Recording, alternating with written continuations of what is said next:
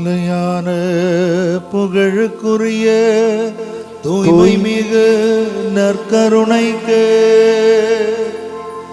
எல்லா காலமும் ஆராதனை புகழ் மாட்சியும் உண்டாக கடவது. நிலையான புகழுக்குரிய தூய்மை மிகு நற்கருணைக்கு எல்லா காலமும் ஆராதனை புகழும் மாட்சியும் உண்டாக கடவது. நிலையான புகழுக்குரிய தூய்மை மிகு நற்கருணைக்கு எல்லா காலமும் ஆராதனை புகழ் மாட்சியும் உண்டாக கடவது.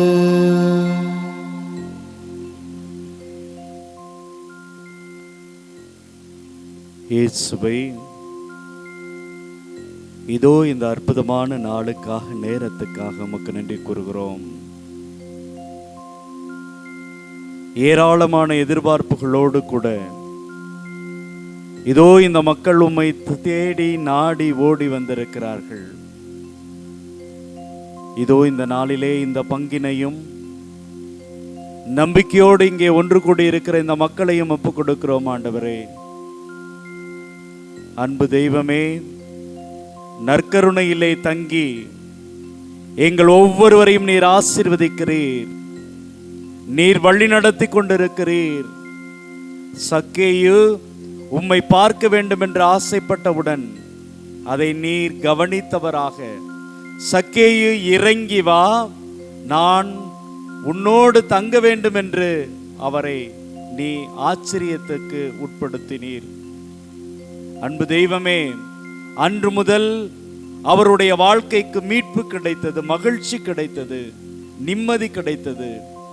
இதோ இந்த மக்களும் தங்களுடைய வாழ்வுக்காக, வளர்ச்சிக்காக, மகிழ்ச்சிக்காக உமது திருமுன் முழங்கால் படியிட்டு இருக்கிறார்கள். ஐயா, இவர்கள் ஒவ்வொருவரையும் இந்த நேரத்திலே ஒப்புக் கொடுக்கிறோம். இதோ இந்த பங்கு தந்தையை, இவர்கள் எடுக்கிற எல்லா முயற்சியையும் ஒப்புக் கொடுக்கிறோம். இந்த அருட்சகோதரிகளை, இவர்கள் செய்கின்ற அற்புதமான பணியை இந்த நேரத்திலே நாங்கள் ஒப்புக் கொடுக்கிறோம்.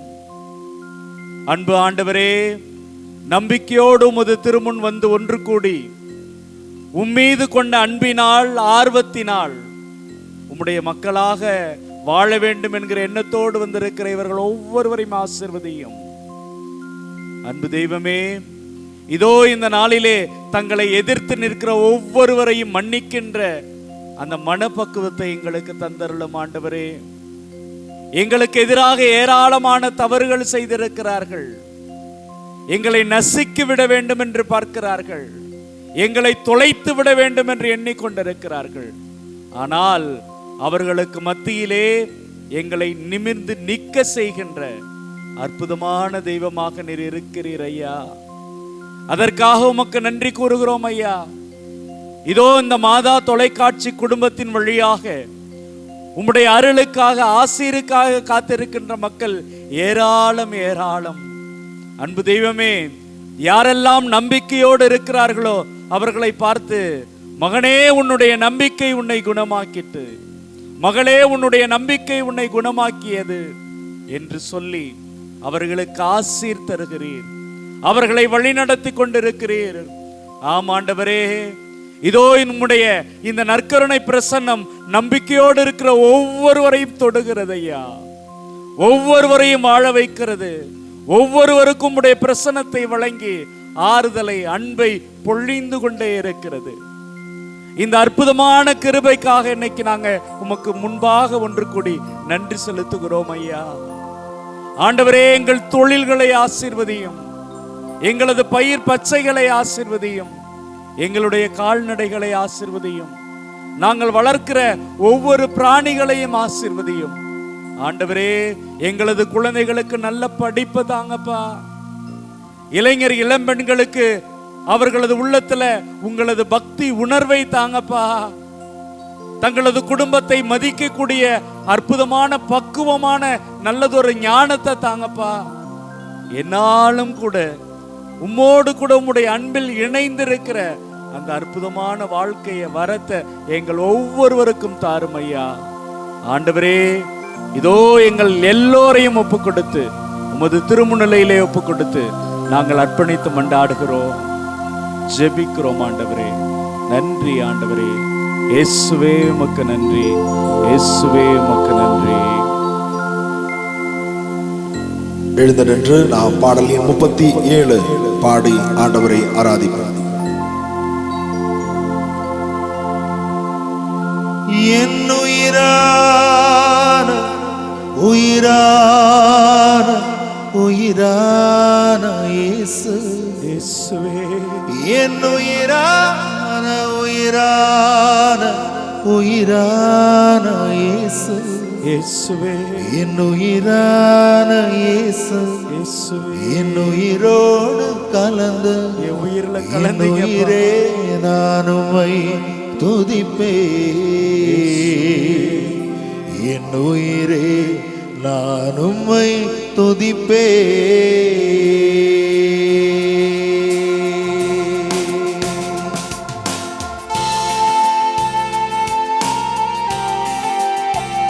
ஆண்டவரே, நாங்கள் வணங்குகிற தெய்வம் நீ சாதாரண தெய்வம் அல்லப்பா. உயிரோடு வாழுகிற கடவுள் ஐயா நீ. உயிரோடு வாழ்கிற எங்கள் ஒவ்வொருவருக்காகவும் இந்த மண்ணகம் வந்திருக்கிற தெய்வம் ஐயா நீ. இதோ இந்த நற்கருணையில் உயிராக எழுந்து எங்கள் ஒவ்வொருவரையும் பார்த்து கொண்டிருக்கிறீர். நாங்கள் பேசுவதை, நாங்கள் செய்கிற எல்லா செயலையும் நீர் கண்டு கொண்டிருக்கிறீர். ஆண்டவரே, எங்கள் ஒவ்வொருவரையும் இதோ உமது அன்பு பாதத்திலே ஒப்பு கொடுத்து ஜெபிக்கிறோம். ஆண்டவரே, எங்களை ஏத்துக்கங்கப்பா, எங்களை வழி நடத்துங்கப்பா. என் உயிரான உயிரான உயிரான இயேசு, என் உயிரான உயிரான உயிரான இயேசு, என் உயிரான இயேசு, என் உயிரோடு கலந்து என் உயிரே நான் உம்மை துதிப்பேன், என் உயிரே நான் உம்மை துதிப்பேன். சேர்ந்து பாடுவோமா? என் உயிரான உயிரான உயிரான இயேசு, என் உயிரான உயிரான உயிரான இயேசு, என் உயிரான இயேசு, என் உயிரோடு கலந்து என் உயிரே நான் உம்மை துதிப்பேன், என் உயிரே நான் உம்மை துதிப்பேன். கரங்குடியத்தி நாம் பாடுவோம். ஆராதனை இயேசுவே, ஆராதனை இயேசுவே, ஆராதனை ஆராதனை. சேர்ந்து பாடுவோம். ஆராதனை இயேசுவே, ஆராதனை இயேசுவே, ஆராதனை ஆராதனை.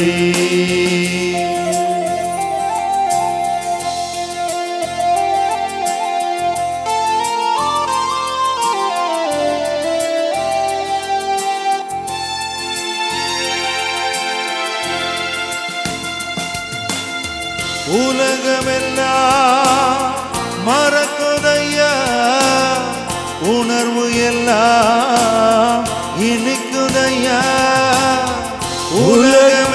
உலகமெல்லாம் மறக்குதையா, உணர்வு எல்லாம் இனிக்குதையா. உம் நாமம் துதிக்கையிலே ஏசையா, உம் அன்பை ருசிக்கையிலே,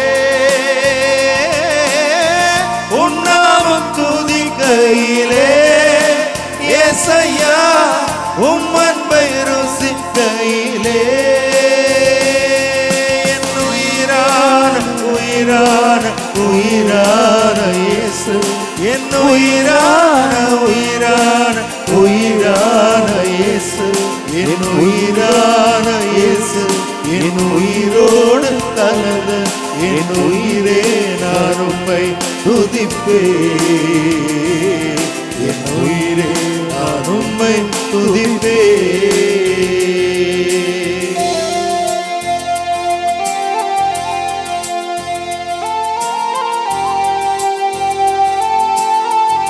ஆண்டவரே, உம்முடைய பிரசன்னத்துக்கு முன்பாக நான் இருக்கிற பொழுது நான் செய்கிற ஒவ்வொரு தவறும் எனது மனக்கண் முன்பாக வருகிறது ஐயா. நான் பலரிடம் சண்டை போட்டிருக்கிறேன் ஐயா. என்னுடைய பெற்றோரை நான் மதிக்கல ஐயா. ஆண்டவரே, என்னுடைய மனைவியின் சொல்ல கூட நான் தட்டி இருக்கிறேன். என் கணவர் என்னிடம் சொல்லுகிறத பார்த்து நான் கண்டுகொள்ளாமல் கடந்து போய் இருக்கிறேன். இதோ என்னுடைய மூத்தவங்களுடைய பேச்ச நான் கேட்கல ஐயா. பல நேரங்களில் பாதம் மாறி எங்கெங்கேயோ சுத்தி இருக்கிறேன். தவறான வழிகளில் நான் வாழ்ந்திருக்கிறேன் ஐயா. உயிரோடு இருக்கிற தெய்வமே, இதோ இந்த நேரத்தில் நான் எல்லாவற்றையும் யோசித்து பார்க்கிறேன். ஆண்டவரே, என்னை முழுமையா நான் ஒப்பு கொடுக்கிறேன் ஐயா. ஆண்டவரே, என்னை ஏத்துக்கங்க ஐயா. குற்றமுள்ள நிலையிலே நான் வாழ்ந்து கொண்டிருக்கிறேன். அதுவல்ல, நீர் எனக்கு மன்னிப்பை தரீங்க ஆண்டவரே.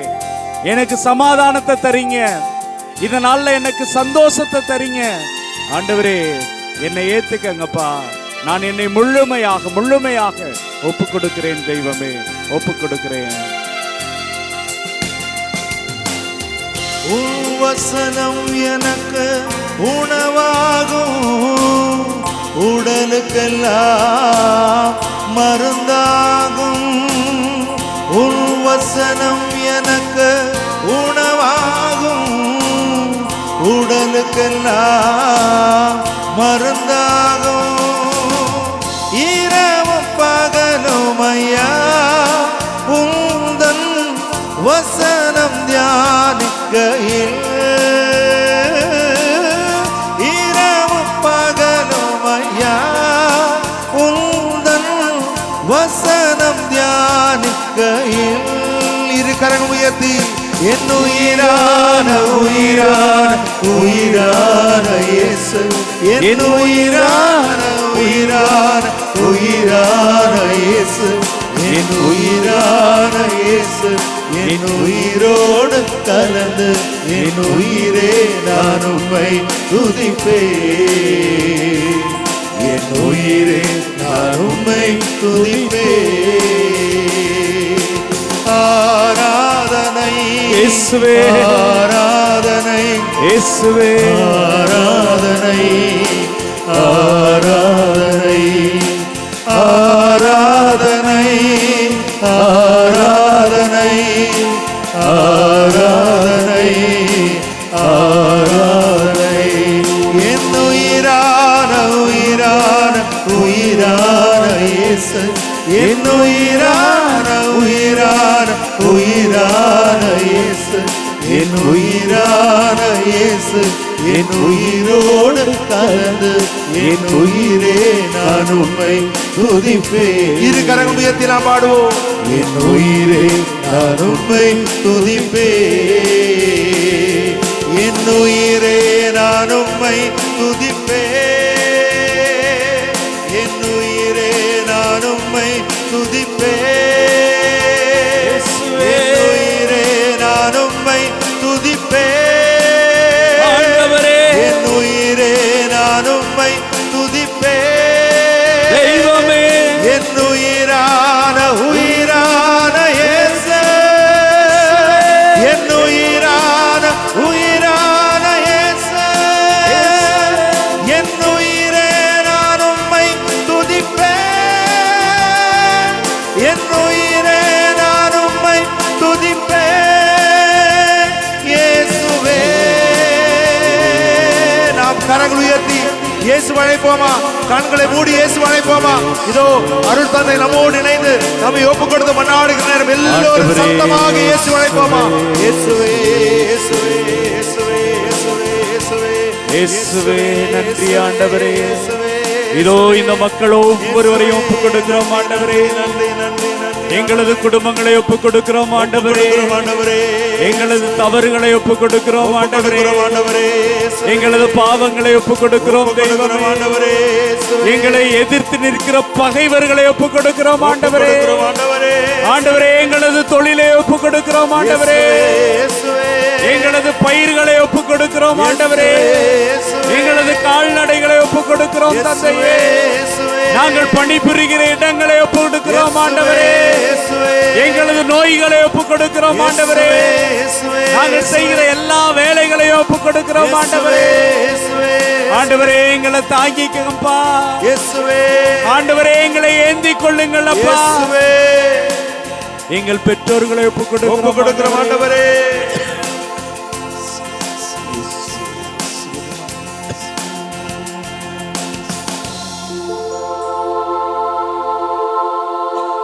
என் உயிரான உயிரான உயிரான இயேசு, என் உயிரான உயிரான உயிரான இயேசு, என் உயிரான இயேசு, என் உயிரோடு கலந்து என் உயிரே நான் உம்மை துதிப்பே. என் உயிரே நான் உம்மை துதிப்பே. இரு கரங்கள் உயர்த்தி, என் அப்பாவும் நீதானே இயேசையா, என் அம்மாவும் நீதானே இயேசையா, என் உள்ளத்தில் உறவாடும் இயேசையா, என் உள்ளத்தை உருமாற்றும் இயேசையா. கண்களை மூடி கரங்கள் உயர்த்துவோமா? என் நாயனே இயேசையா, என் அரணே இயேசையா, என் உறவே இயேசையா, எல்லாம் நீரே இயேசையா, என் அப்பாவும் நீதானே இயேசையா. கரங்கள் இதயத்தோடு சேர்த்து வைத்து கண்களை மூடி, என் அம்மாவும் நீதானே இயேசையா. நல்ல இதயம் ஒன்று தான் என் இயேசுவே எனக்கு தான். நல்ல இதயம் ஒன்று தான் என் இயேசுவே எனக்கு தான். அதில் அன்பை நிறைத்து தான் அனைவருக்கும் நான் அளிக்கத்தான். நல்ல இதயம் ஒன்று தான் என் இயேசுவே எனக்கு தான்.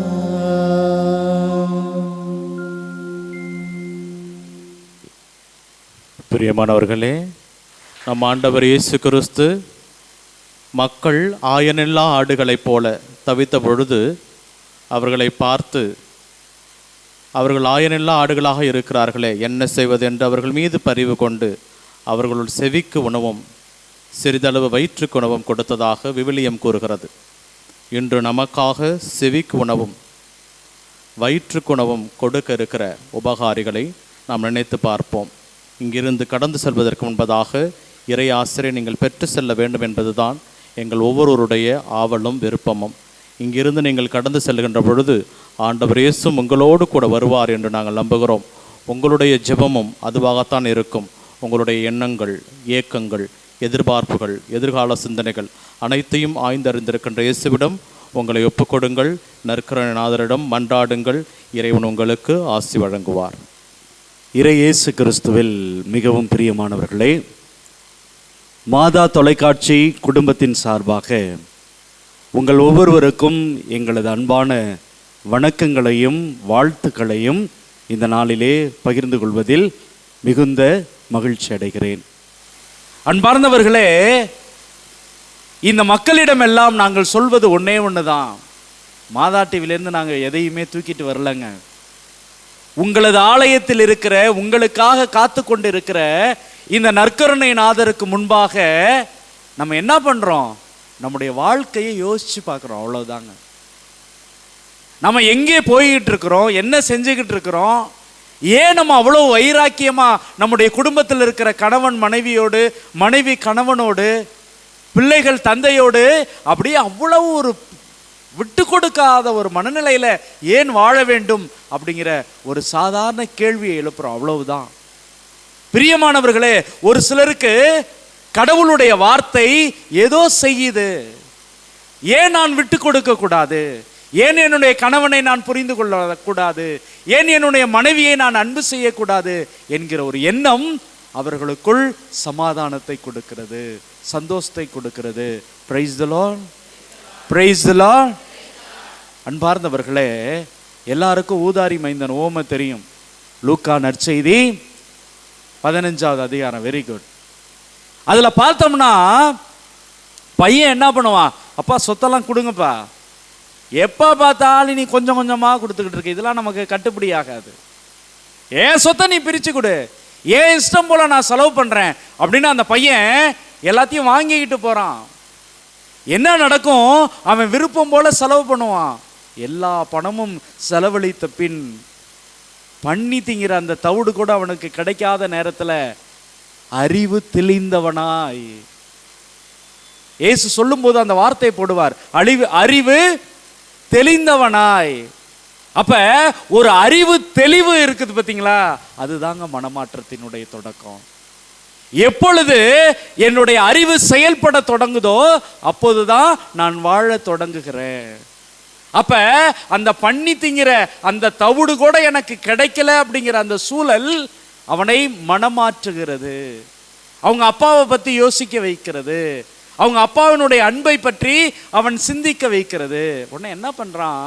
உட்காந்து டயலாக்லாம் யோசிச்சு பார்ப்பான். அப்பா, உங்களுக்கு எதிராகவும் கடவுளுக்கு எதிராகவும் நான் தவறு செய்தேன், உங்களுடைய பிள்ளைன்னு எண்ணப்பட நான் தகுதியற்றவன், என்னை வேலையாலாவது வச்சுக்கங்க, இப்படிலாம் சொல்லிட்டு வருவான்.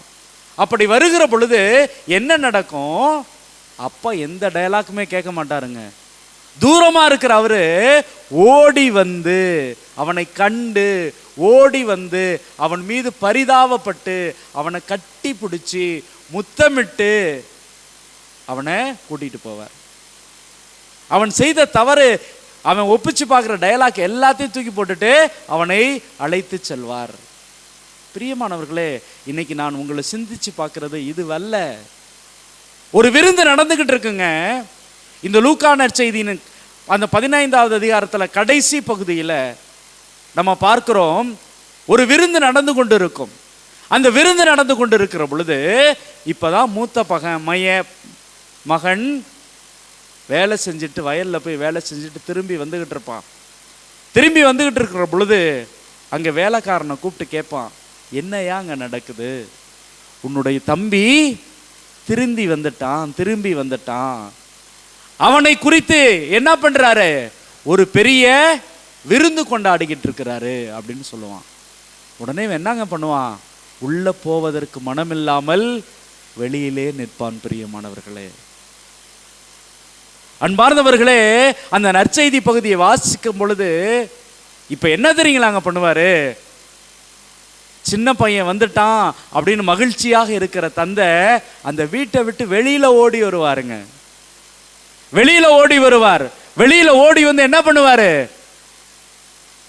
பெரிய மகன்கிட்ட கெஞ்சுவார். மூத்த மகனை, எப்பா தயவு செஞ்சு உள்ளவா, இவ்வளவு நாள் உன்னுடைய தம்பி நம்மளை விட்டுட்டு போயிருந்தான், பிரிந்திருந்தான், இன்னைக்கு அவன் வந்துட்டான்ப்பா.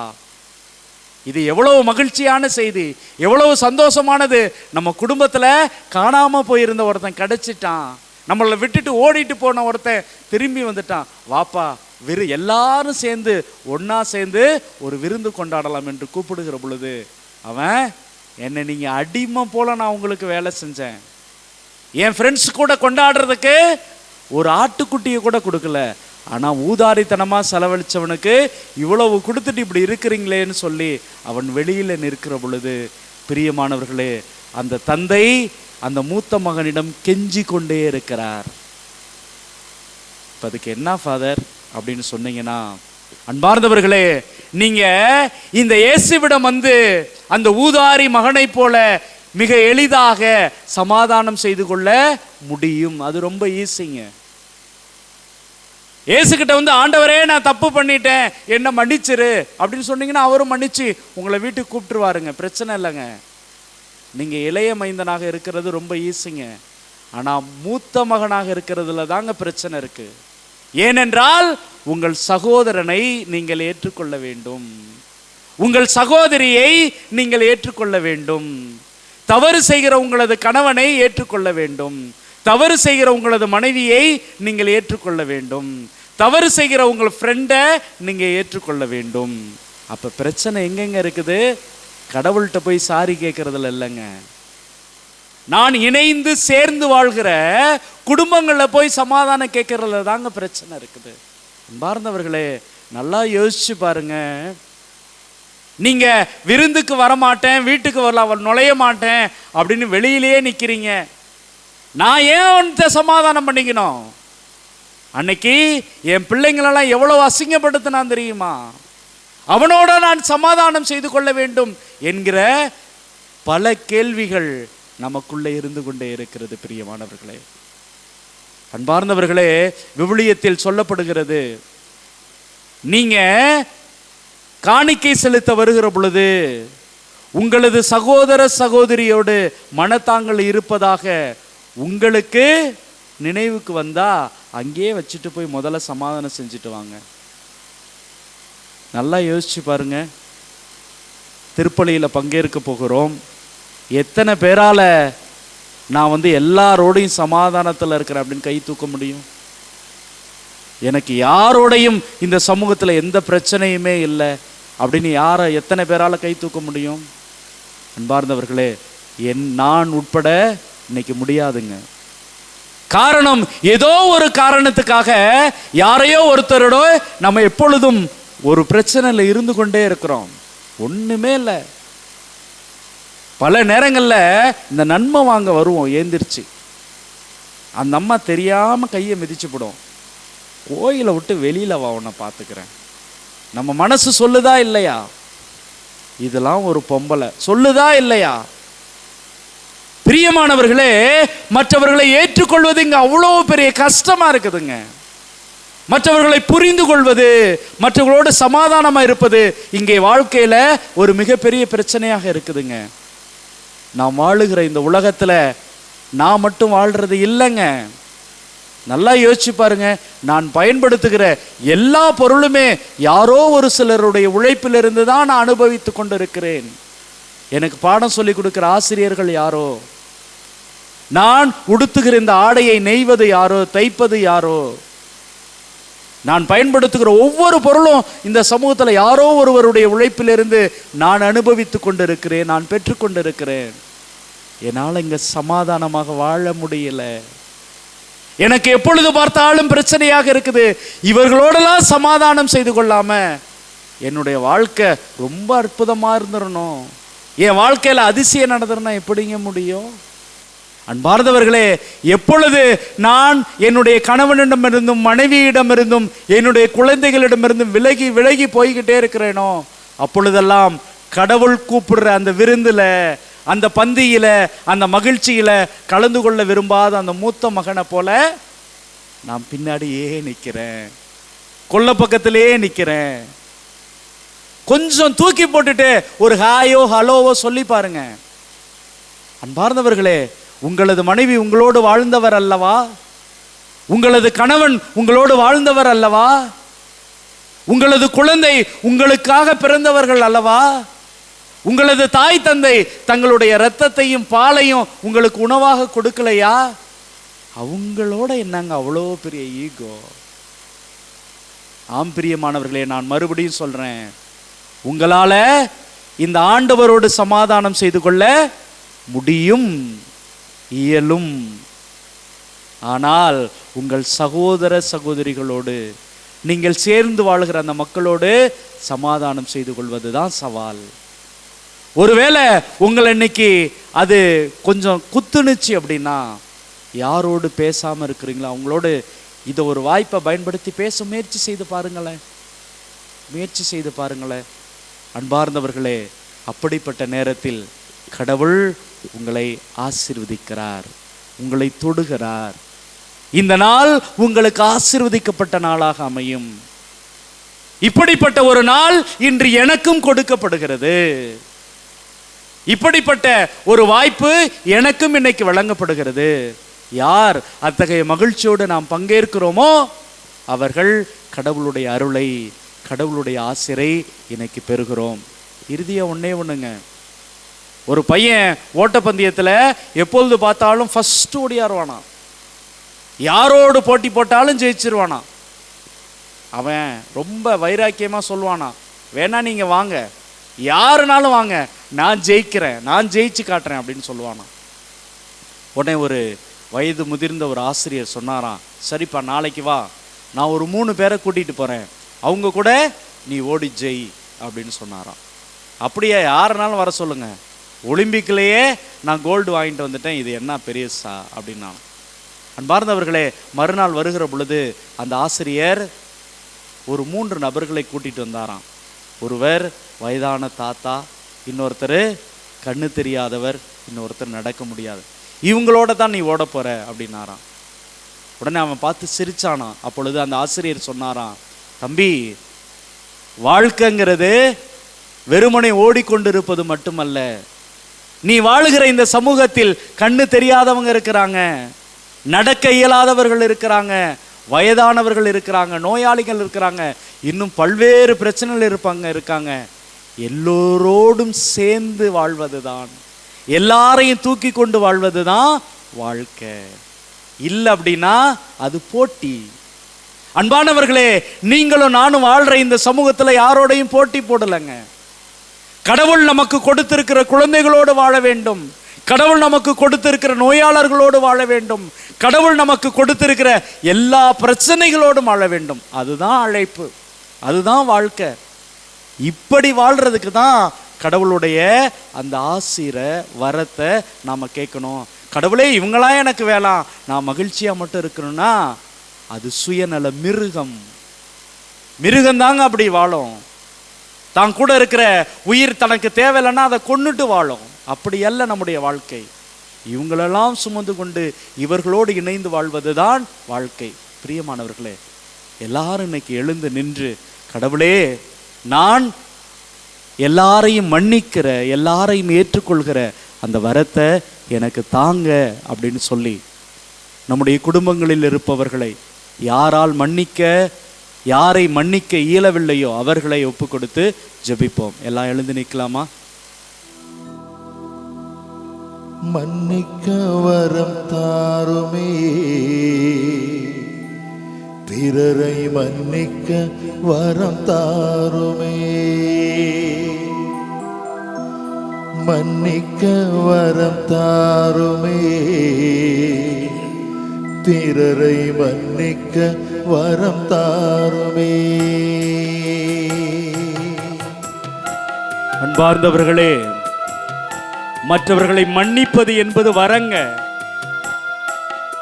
எப்படி இறைவாக்கு உரைப்பது ஒரு வரமோ, அப்படி மற்றவர்களை மன்னித்து ஏற்றுக்கொள்வது நமக்கு வழங்கப்படுகிற வரம். அந்த வரத்தை இதோ இந்த நேரத்திலே நாம் மனமுருகி நம்முடைய நற்கருணை நாதரிடம் கேட்போம். என் குடும்பத்தில் இருக்கிறவங்களை நான் மன்னிக்கணும், என்னுடைய அயலானை மன்னிக்கணும், என்னுடைய சகோதரனை மன்னிக்கணும், என் சகோதரியை மன்னிக்கணும், என்னுடைய கணவனை, மனைவியை, என் குழந்தைகளை மன்னிக்கணும் அப்படின்னு சொல்லி வரம் கேட்போம். மன்னிக்க வரம் தாருமே, பிறரை மன்னிக்க வரம் தாருமே, மன்னிக்க வரம் தாருமே, பிறரை மன்னிக்க வரம் தாருமே. நீர் என்னை மன்னித்தது போல பிறரை மன்னிக்க வரம் தாருமே, பிறரை மன்னிக்க வரம் தாருமே.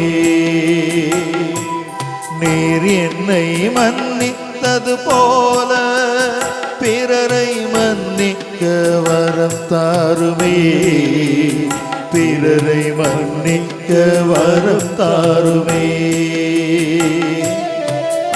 ஆண்டவரே, நான் நினைச்சு பார்க்கிறேன் ஆண்டவரே, என்னை அசிங்கப்படுத்தினவங்களை என்னால மன்னிக்க முடியல ஆண்டவரே. என்னை அவமானப்படுத்தினாங்க ஆண்டவரே. கதறி கண்ணீர் விட்டு எல்லாரும் வேடிக்கை பார்க்கிற மாதிரி அழுது ஆண்டவரே.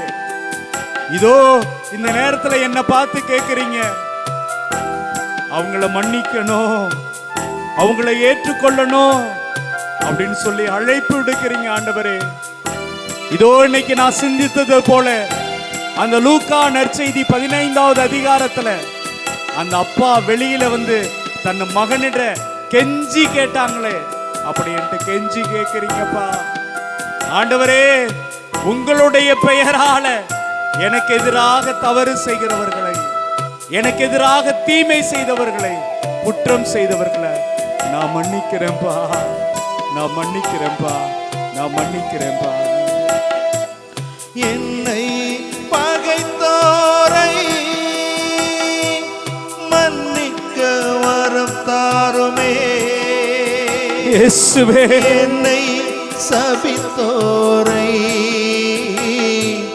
மன்னிக்க வரம் தாருமே, இல்லாது பொல்லாது பேசினோரை மன்னிக்க வரம் தாருமே. என்னை பகைத்தோரை மன்னிக்க வரம் தாருமே, என்னை சபித்தோரை மன்னிக்க வரம் தாருமே, இல்லாது பொல்லாது பேசினோரை மன்னிக்க வரம் தாருமே, இல்லாது பொல்லாது பேசினோரை மன்னிக்க வரம் தாருமே. ஆண்டவரே, பல நேரங்கள்ல நான் அவர்கிட்ட போயிட்டு மன்னிப்பு கேட்டு பார்க்கிறேன், சமாதானத்தை நாடி பார்க்கிறேன். ஆனா என்ன ஒரு மிருகம் போல, ஒரு நாயை போல நடத்துறாங்க. நான் தவறு செய்தது போல என்னை பார்த்து முறைக்கிறாங்க ஆண்டவரே. எனக்கு எதிராக, என்னுடைய குடும்பத்துக்கு எதிராக எப்பொழுதும் அவர்கள் பேசிக்கொண்டே இருக்கிறாங்க ஆண்டவரே. என்னை இகழ்ந்து கொண்டு, என்னை கேவலமாக பேசிக்கொண்டே இருக்கிறாங்க ஆண்டவரே. ஆண்டவரே, ஆண்டவரே, என்னை ஏத்துக்கங்கப்பா. நான் உங்களுடைய மகனாக, மகளாக சமாதானமா வாழணும் ஆண்டவரே. என்னை ஒப்பு கொடுக்கிறேன் ஆண்டவரே, என்னை ஒப்பு கொடுக்கிறேன் ஆண்டவரே, ஒப்பு கொடுக்கிறேன். என் வாழ்வை அழித்தவரை மன்னிக்க வரம் தாருமே,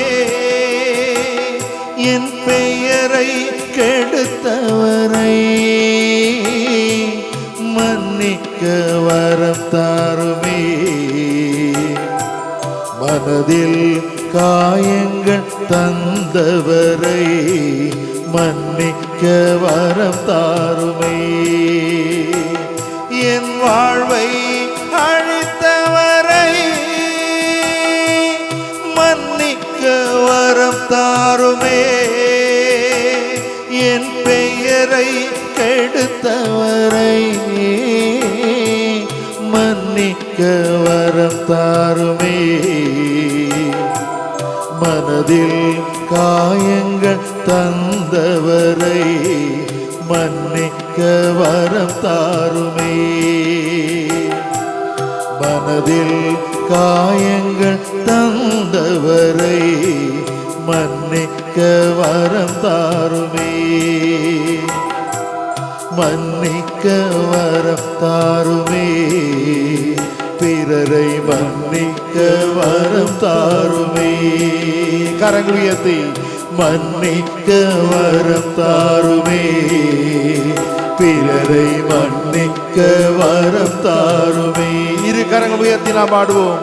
நீர் என்னை மன்னித்தது போல பிறரை மன்னிக்க வரம் தாருமே, பிறரை மன்னிக்க வரம் தாருமே. நீர் என்னை மன்னித்தது போல பிறரை மன்னிக்க வரம் தாருமே, பிறரை மன்னிக்க வரம் தாருமே. மன்னிக்க வரம் தாருமே, மன்னிக்க வரம் தாருமே, பிறரை மன்னிக்க வரம் தாருமே, பிறரை மன்னிக்க வரம் தாருமே, பிறரை மன்னிக்க வரம் தாருமே. அன்பே கல்வாரி அன்பே மன்னிக்க வரம் தாருமே.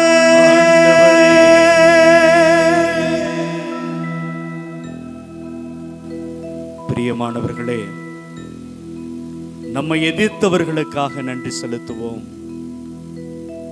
நம்மை ஏமாற்றியவர்களை ஆண்டவரது திருப்பாதத்திலே ஒப்புக் கொடுப்போம்.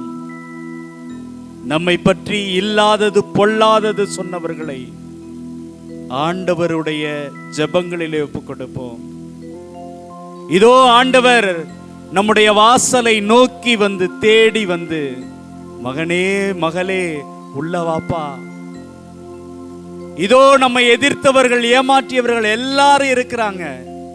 எல்லாரும் இணைந்து இருப்போம், எல்லோரும் சேர்ந்து இருப்போம், எல்லோரும் ஒரே குடும்பமாக வாழ்வோம். அதுதான் கிறிஸ்தவம் என்கிற அழைப்பை கொடுக்கிறார். ஆண்டவர் மீது நம்பிக்கை வைத்தவர்களாக நம்முடைய சகோதர சகோதரிகளை, நம்மால் ஏற்றுக்கொள்ள முடியாதவர்களை எல்லோரையும் சேர்த்து கொண்டு அவரது பாதுகாப்பிலே, அவர்களுடைய பராமரிப்பிலே நம்மை முழுமையாக ஒப்புக் கொடுத்து நம்முடைய வானக தந்தையை நோக்கி, நம்முடைய இறைவனுக்கு நம்முடைய அஞ்சலியை புகழியை செலுத்தி இந்த மாண்புயர் கீதத்தை பாடுவோம்.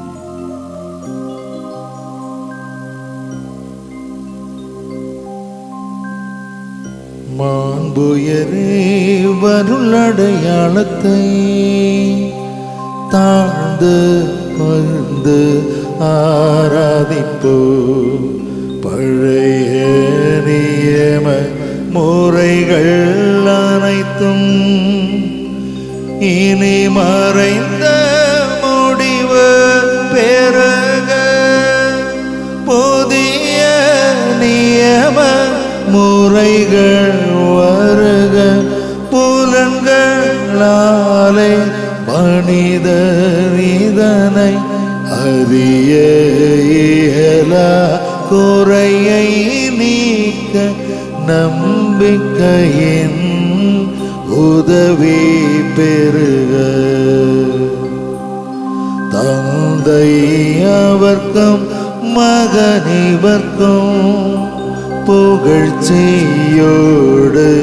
வெற்றியாக்கும், மீட்பின் பெருமை மாட்சிமையோடு வலிமை வாழ்த்து யாவுமாக இருவரிடமாய் வருகின்றவராம் தூய ஆவியானவர்க்கும் அளவில்லாத சம புகழ்ச்சி என்றுமே உண்டாகுக.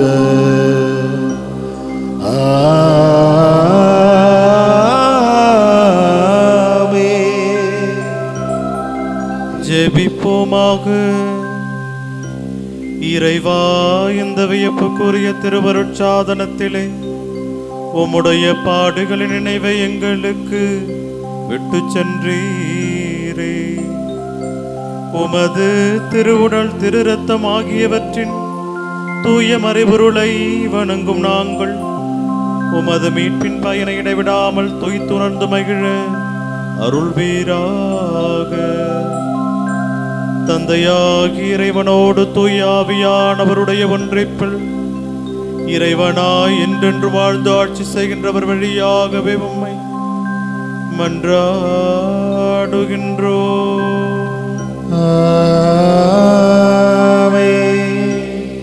நாம் இரு கரங்கள் உயர்த்துவோமா? இரு கரங்கள் உயர்த்தி நம்மை ஒப்புக் கொடுக்கின்ற அடையாளமாக, ஆண்டவரே, எங்கள் ஒவ்வொருவருக்கும் தூய்மையான ஒரு இதயம் எங்களுக்கு தர வேண்டும். பிறரை அன்பு செய்ய, பிறரை ஏற்றுக்கொள்ளுகிற அந்த நல்ல மனப்பான்மை எங்களுக்கு தர வேண்டும் என்று இது நம்மை ஒப்புக் கொடுத்து கரங்கள் உயர்த்தி அவருடைய ஆசீர்வாதத்தை பெறுவோம். இரு கரங்கள் உயர்த்துவோமா?